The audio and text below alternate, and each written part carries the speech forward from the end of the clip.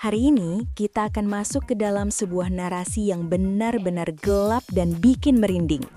Ini bukan sekedar teori konspirasi pinggir jalan, melainkan sebuah skandal nyata yang telah mengguncang tatanan elit global hingga ke akarnya. Tokoh utamanya adalah Jeffrey Epstein, seorang pria yang dikenal sebagai predator, penjual budak anak di bawah umur, sekaligus pemeras pejabat-pejabat tinggi dunia.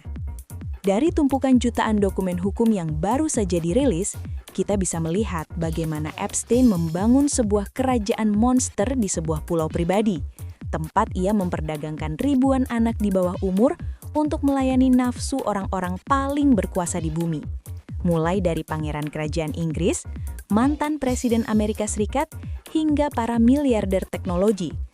Nama-nama besar seperti Bill Gates, keluarga Clinton, hingga Donald Trump tercatat pernah berada dalam lingkaran atau bahkan terbang dengan jet pribadinya yang memiliki julukan mengerikan, Lolita Express. Pertanyaan terbesarnya adalah, bagaimana bisa seorang mantan narapidana seperti Epstein memiliki akses VIP ke Gedung Putih, berfoto dengan Ratu Inggris, dan membuat bank raksasa sekelas JP Morgan rela melanggar aturan demi melindungi transaksi haramnya?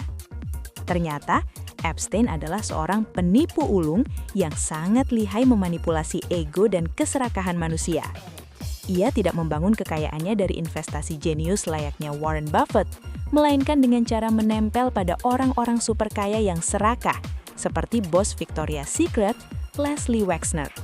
Melalui mulut manisnya, Epstein berhasil mendapatkan kuasa hukum penuh atas harta Wexner, yang ia gunakan sebagai modal untuk membeli pengaruh.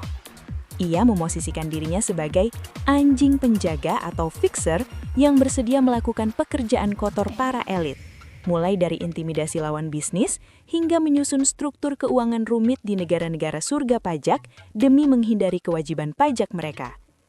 Liciknya lagi, Epstein menggunakan sains sebagai tameng atau topeng untuk mencuci reputasinya.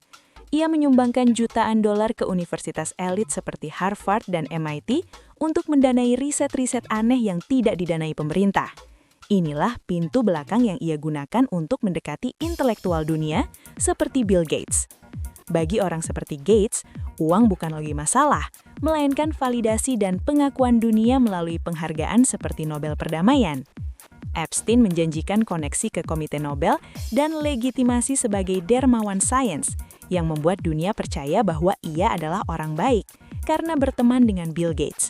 Padahal di balik layar, Epstein sedang menyiapkan sebuah jebakan mematikan yang dikenal sebagai honeypot. Di pulau pribadinya, Little St. James, ia menjanjikan privasi total tanpa hukum bagi para elit untuk melampiaskan fantasi tergelap mereka. Namun tanpa sepengetahuan mereka, Epstein merekam setiap detik adegan tersebut melalui kamera tersembunyi yang sangat canggih.